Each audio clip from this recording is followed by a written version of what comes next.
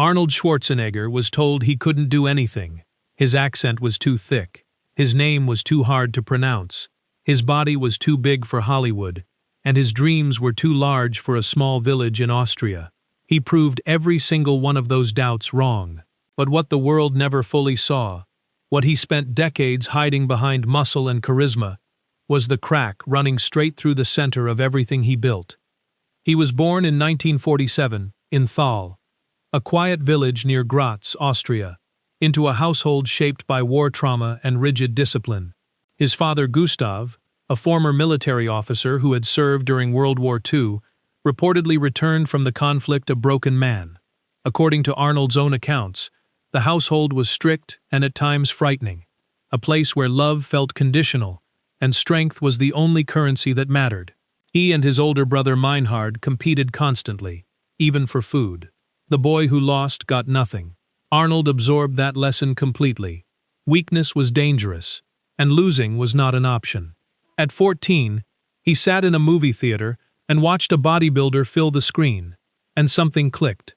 If his body could become powerful enough, it could become a fortress no one could touch. By 20, he had won the Mr. Universe title.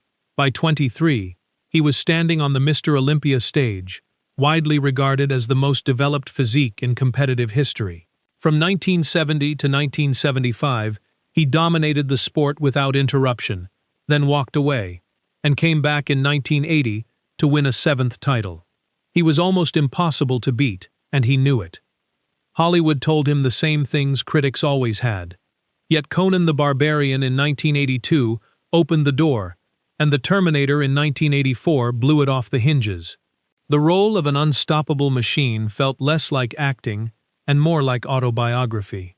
The line, "I'll be back," became cultural shorthand for resilience, and for Arnold, it was practically a life philosophy.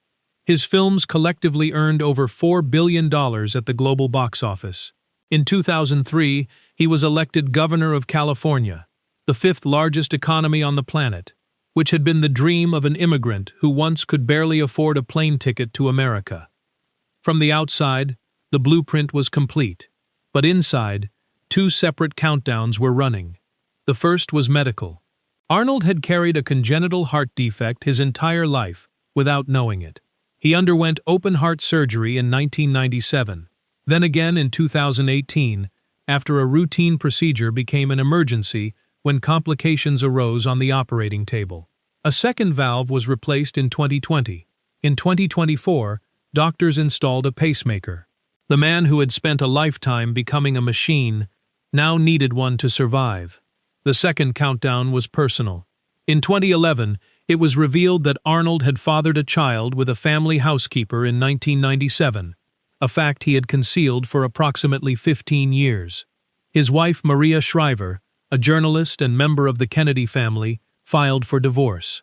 Arnold has since publicly acknowledged the pain his choices caused his family, describing his actions in his own words as deeply wrong. The scandal did not erase what he had built, but it reshaped how the world understood him. What makes Arnold's story genuinely worth telling is not the trophies or the box office numbers. It's the distance between the terrified boy in that Austrian house and the 79-year-old grandfather who now lets his grandchildren ride horses, shows up to family events with Maria despite everything, and quietly visits Gold's Gym in Venice Beach. Not to conquer anything, but simply to be around people. He once said the thing that made him was the same thing that destroyed his brother.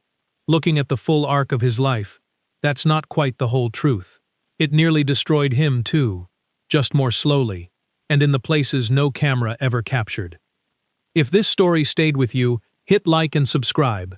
There are plenty more lives worth understanding beyond the highlight reel.